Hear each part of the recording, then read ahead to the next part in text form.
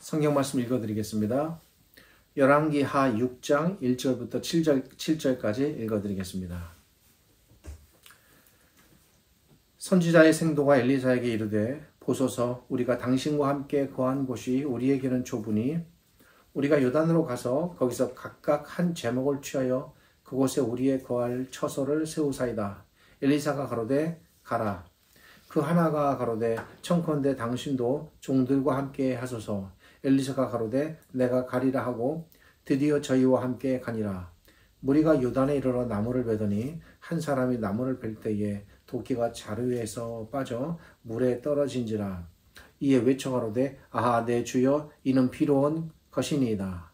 하나님의 사람이 가로되 어디 빠졌느냐 하매 그곳을 보이는지라. 엘리사가 나무 가지를 베어 물에 던져서 도끼로 떠오르게 하고 가로되 너는 취하라. 그 사람이 손을 내밀어 취하니라.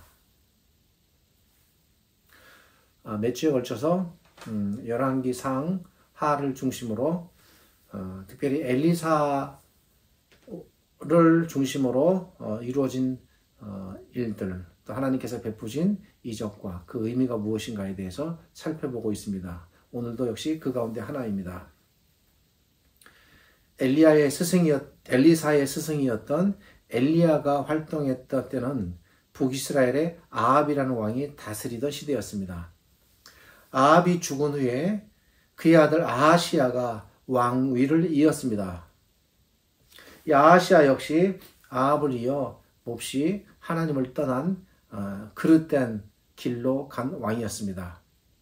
아하시야가 죽자 아합의 또 다른 아들인 여호람이 왕위를 이었습니다. 이 여호람의 시대에 활동했던 선지자가 엘리사입니다. 그러니까 아합, 아하시야, 여호람으로 이 세 왕으로 이어지는 이 시대 전체가 북이스라엘에게는 굉장히 어두웠던 암흑의 시기였습니다. 물론 이 시기 이외에도 많은 다른 잘못된 왕들이 있어서 북이스라엘 전체 역사가 거의 암울한 시대였지만 특별히 이 시기가 더욱 힘들고 어려운 시기였습니다. 그렇게 어려운 시기에 하나님께서 엘리야와 엘리사라는 이 두 선지자들을 부르셔서 그 어둡고 힘든 시대 속에서도 자기 백성들을 하나하나 일일이 돌보고 지켜가셨습니다. 엘리야와 엘리사의 행가 이제 활동하는 이 시기에 이런 사건들이 집중적으로 기록되고 있습니다. 그 가운데 오늘 본문은 하나님께서 엘리사 선지자를 통해 하신 일들 가운데 하나를 적어 놓은 것입니다. 여러 사람들이 엘리사와 함께 살고 있었습니다. 그러던 중 어떤 사람이 현재 살고 있는 집이 많은 사람이 함께 살기에는 좁다고 생각했습니다. 저희가 지난 시간에 살펴본 바에 의하면 최소한 100여 명 이상의 엘리사의 제자들이 엘리사와 함께 살았던 것으로 볼 때 아마 집에 더 넓은 집이 필요했던 것으로 보입니다. 그래서 좋은 땅을 구하여 살 집을 새로 짓고 확장시키는 게 어떻겠냐라고 엘리사에게 물었습니다. 이 의견은 매우 필요한 것이었고 동기도 순수하였습니다. 그리하여 엘리사는 기꺼이 기쁘게 이 요청을 수락했습니다. 그래서 이제 이들이 집을 짓기 위해 나무를 하러 가야 하는데 그 나무를 하러 가는 곳에 엘리사도 함께 가기를 구하였습니다. 그리하여 이들이 나무를 하기 위하여 좋은 나무들이 많이 밀집되어 있는 요단강가로 가게 됩니다. 당시 요단강 근처에는 물이 풍부하고 또 토질이 좋아 좋은 제목들이 많이 있었습니다. 사람들은 그곳에서 집을 짓기에 알맞은 나무들을 각자 맡은 구역에서 자르기 시작했습니다. 여러 사람들이 흩어져서 일을 하였습니다. 이 중 어떤 한 사람이 강물 가까이에서 나무를 베고 있었는데 그 사람이 실수를 하여 도끼날을 강물에 빠뜨렸습니다. 요단강에 빠진 것입니다. 이때 빠진 부분은 도끼 중에서 쇠 부분이었습니다. 이것을 한글 성경은 도끼가 자루에서 빠져 물에 빠진지라 라고 번역하였습니다. 어찌 보면 이것이 하나의 옛 동화 같기도 하지만 이건 실제로 이루어진 일이고 이 일을 통하여 기록자가 우리에게 전하고자 하는 중요한 사실이 있습니다. 사건은 매우 단순하고 명료하지만 그럼에도 불구하고 이것을 통하여 하나님께서 우리에게 주시려고 하는 가르침이 이 속에 내재되어 있습니다. 그 부분들을 우리가 생각해 보려고 합니다. 이 사람은 도끼가 빠진 것을 크게 염려했습니다. 엘리사가 다가오자 이 사람은 도끼가 빌려온 것이라고 말하면서 큰 염려에 빠집니다. 엘리사는 나무를 물에 던졌습니다. 그러자 도끼가 떠올랐습니다.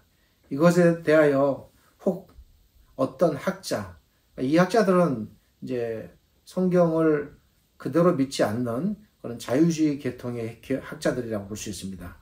엘리사가 도끼를 떠오르게 한 것이 아니라 긴 나무로 물속에 가라앉아 있는 도끼를 이리저리 해서 건져 올린 것이다 라고 해석합니다. 그러나 분명히 이것은 잘못된 해석입니다. 원문을 보면 이 부분은 엘리사는 나뭇가지를 던졌다, 그러자 도끼가 떠올랐다, 이러한 표현들이 분명히 기록되어 있습니다. 그러니까 엘리사가 나뭇가지로 도끼를 이렇게 건져 올린 것이 아닙니다. 도끼 날 자체가 물에 떠오른 것입니다. 도끼가 떠오르자 엘리사는 도끼를 빠뜨린 사람을 하여금 도끼를 취하게 하였습니다. 자, 여기까지가 본문의 기록입니다. 너무나도 단순하고 깊게 생각해 보기 힘든 내용 같아서 과연 이 내용 안에 어떤 하나님의 그런 그 가르침이 들어있는가를 우리가 오히려 이런 본문이 더 어렵습니다. 왜냐하면 이 속에 담겨 있는 뜻들을 추론하기가 너무 단순하기 때문에 사건이 어려운데 생각해 보려고 합니다. 기록자는 왜 이 사건을 기록하였을까? 우리는 본문에서 몇 가지 중요한 점을 우선 생각해 볼 수 있습니다. 기록자는 본문을 기록함에 있어서 이것이 만약에 어떤 사건 중심 또 이야기, 즉 내러티브 중심이라면 일반적으로 글을 쓰는 사람 입장에서는 독자들이 궁금해할 만한 여러 가지 부분들을 상세하게 기록하는 것이 보통 기록의 기록 방식입니다. 그러나 기록자는 이 사건을 기록함에 있어서 마땅히 독자들의 궁금증을 풀어주어야 할 만한 많은 부분들을 삭제하였습니다. 당시 생도들이 과연 얼마나 살았길래 그들이 살고 있는 집이 그렇게 비좁았는지, 또 그 집을 새로 짓는다면 어떤 규모로 어떻게 지어야 하는지, 이런 부분들이 생략됐습니다. 또 도끼가 물에서 떠올랐을 때 분명히 그 도끼를 빠뜨린 당사자와 그리고 주변에 있었던 사람들, 또 이 소식을 들은 사람들의 반응은 상당했을 것입니다. 그럼에도 불구하고 도끼를 빠뜨린 사람, 그 당사자의 반응조차도 전혀 기록이 되어 있지 않습니다. 그리고 도끼를 건져 올린 후에 일이 계속 되었는지, 그리고 나무는 얼마나 베었는지, 그리고 그렇게 해서 과연 집이 잘 지어졌는지, 그 후에 과정과 결과에 대한 기록도 전혀 없습니다. 그러니까 기록자는 오직 딱 한 가지 사실에만 초점을 맞추는 겁니다. 도끼가 빠졌고 그리고 그 도끼가 건져 올려졌다는 사실입니다. 여기서 잠깐 도끼를 빠뜨린 사람의 말을 한번 살펴보겠습니다. 이 사람은 도끼를 빠뜨리자 내 주여 이는 비로운 것이니이다. 이 자체만을 놓고 봐도 이들의 형편이 그렇게 넉넉지는 못했던 것 같습니다. 집을 지어야 하는데 도끼 하나 제대로 없을 정도로 공공했던 것 같습니다. 이 말은 원문에 의하면 이 도끼는 제가 간청해서 빌어온 것입니다. 라는 것입니다. 쉽게 빌리지 못했고 어렵게 빌렸던 것 같습니다. 그럼에도 불구하고 이 사람은 도끼를 잃어버렸다는 사실보다는 이제 이 도끼로 더 이상 나무를 벨 수 없고 그래서 집을 지을 수 없다는 사실에 더 염려가 컸던 것으로, 그렇게 안타까워했던 것으로 보입니다. 기록자는 오늘 본문을 이것의 앞부분에 해당하는 열왕기하 5장 22절과 27절부터 이 부분까지를 대조시키고 있습니다. 열왕기하 5장 22절부터 27절에는 정반대의 사람에 대한 어떤 한 기록이 나옵니다. 아람 군대의 나아만 장군과 게하시가 등장합니다. 게하시는 엘리사가 거절했음에도 불구하고 자신의 탐욕에 이끌려 나아만에게 재물을 요구하였습니다. 그 결과 게하시는 엘리사로 하여금 저주를 받아 문둥병에 걸리게 됩니다. 이 사실을 기록한 저자는 이와 정반대의 입장에 놓여 있는 사건을 기록하는데 그것이 오늘 본문입니다. 악한 일에 이끌려 결국 저주를 받은 게하시와 달리 오늘 본문에는 선한 일에 힘쓰는 한 생도가 등장하는 것입니다. 이 사람이 나무를 베는 일은 사실 그리 대수로운 일은 아닙니다. 그러나 이 사람이 엘리사와 동료를 위해 집을 짓고자 한 것은 하나님의 관점에서 선한 행위입니다. 기록자의 초점은 바로 여기에 맞춰져 있습니다. 기록자는 이 생도의 경우를 통해서 하나님께서는 자신을 위해 선한 일, 선을 위해 힘쓰는 자가 곤궁에 처해 있을 때 결국 그를 그냥 놓아두지 않으신다는 사실을 부각시키는 겁니다. 이것이 이 본문을 기록한 기록자의 초점이 되겠습니다. 하나님께서는 자기 백성이 자신을 위해 선한 일에 힘쓰다가 어떤 어려움에 처하면 반드시 그를 구원하신다는 사실을 본문을 통해 알려주고 계십니다. 이러한 하나님은 엘리사 시대에만 그러하셨던 것이 아니라 오늘날도 변함이 없습니다. 왜 그렇습니까? 하나님이 변함이 없으시기 때문입니다. 이 사실에 근거하여 우리는 우리에게 부여된 선한 일들을 쉼없이 그리고 두려움 없이 감당해 나갈 수 있는 터전, 근거가 마련되는 것입니다. 우리 뒤에는 언제나 우리를 도우실 준비가 되어 있는 하나님께서 든든히 서 계십니다. 사실 이 사건뿐만 아니라 그 앞에 엘리야의 경우와 그리고 엘리사를 통해 나타나는 다른 여러 사건들 속에서도 이러한 원리가 계속 등장합니다. 하나님께서 이러한 분이시기에 이렇게 우리를 이끌어 가시는데 우리의 삶은 어떻습니까?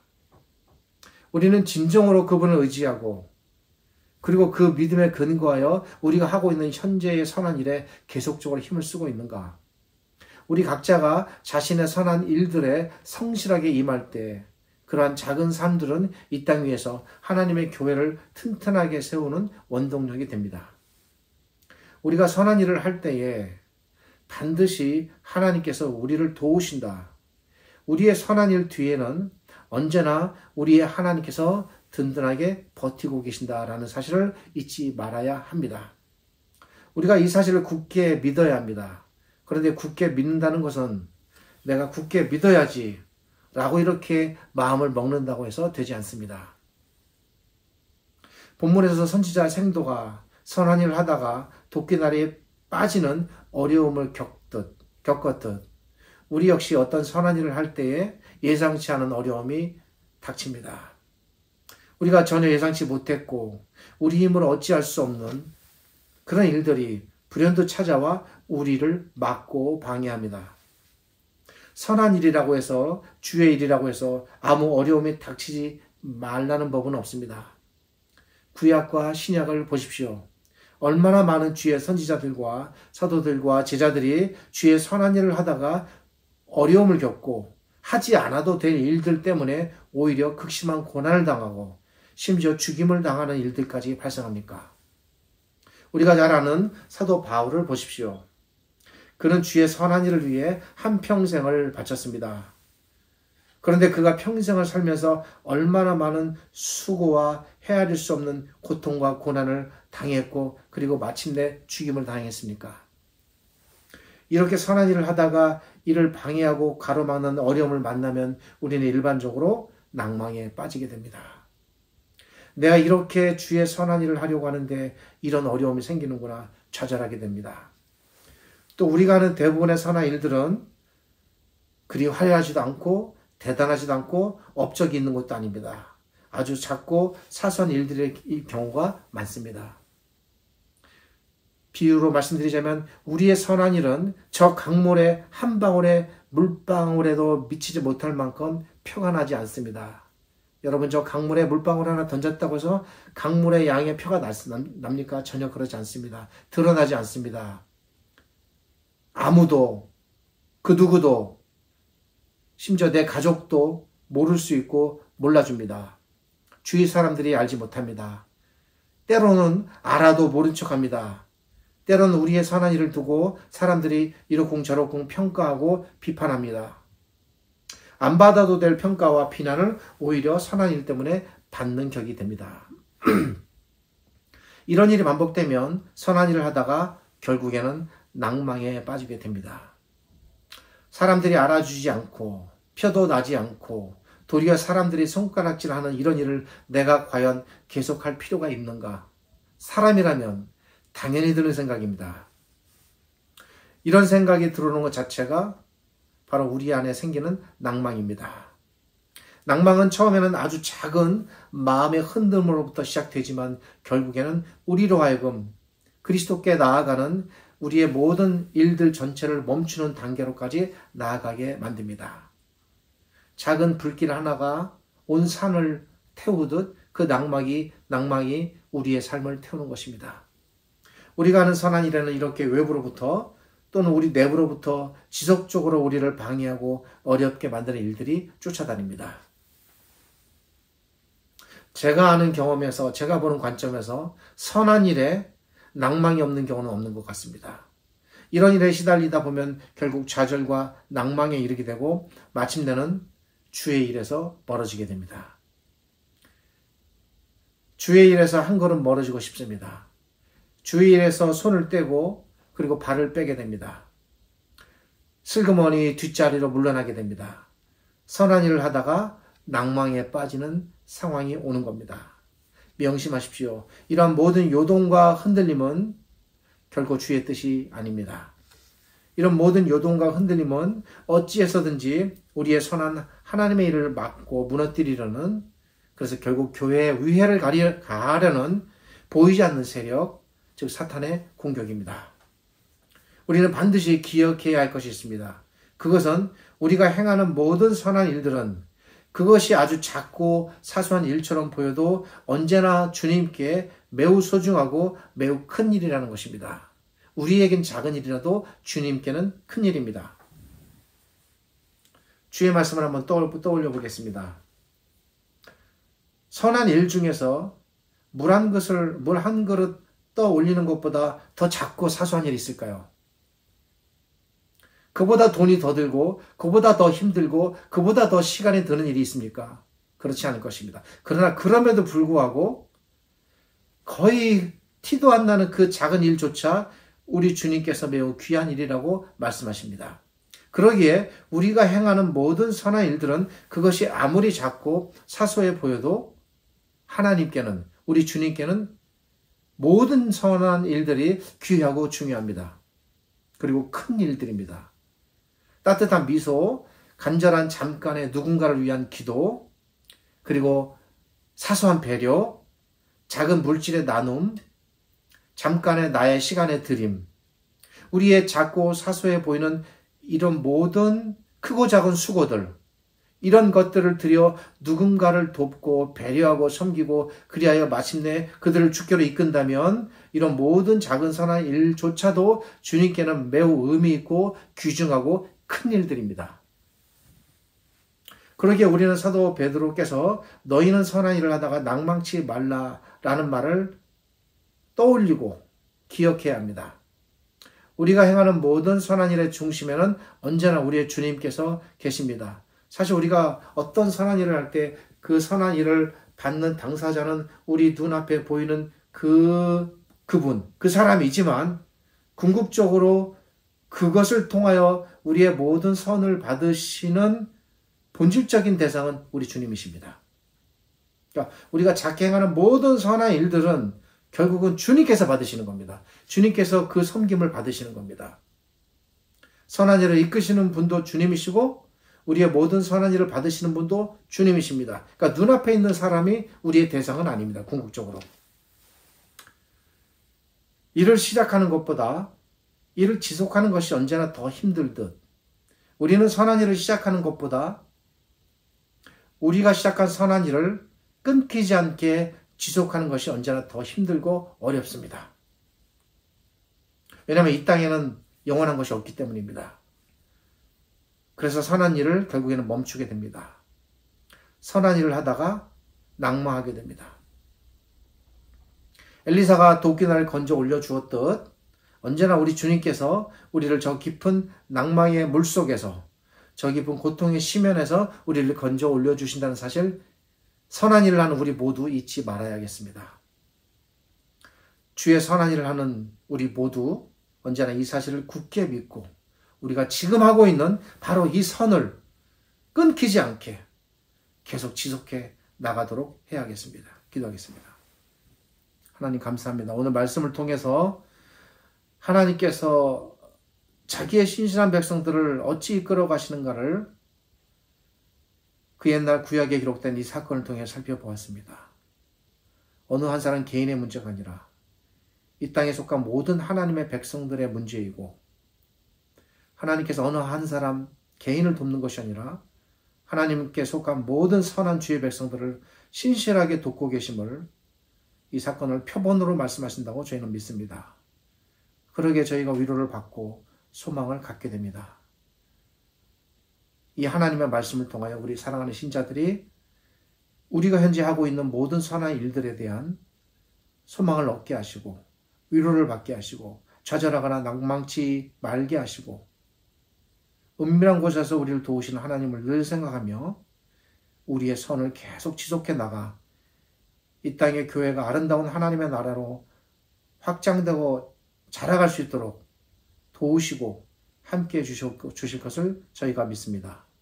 지금 우리 주님 예수 그리스도의 은혜와 저희를 지극히 사랑하시는 아버지 하나님의 크신 사랑과 오늘 이 말씀으로 우리에게 나아오시고 우리의 손을 붙잡아 일으키시며 너희는 선을 중단하지 말라라고 우리를 격려하시고 이끌어가시는 성령 하나님의 함께하심이 오늘 이 말씀을 읽고 깨닫는 모든 신자들에게 주의 일에 대한 강한 열망과 그 뜨거운 열정과 쉬지 않는 애씀과 헌신이 계속되기를 우리 주님 예수 그리스도의 이름으로 축복하며 기도드립니다.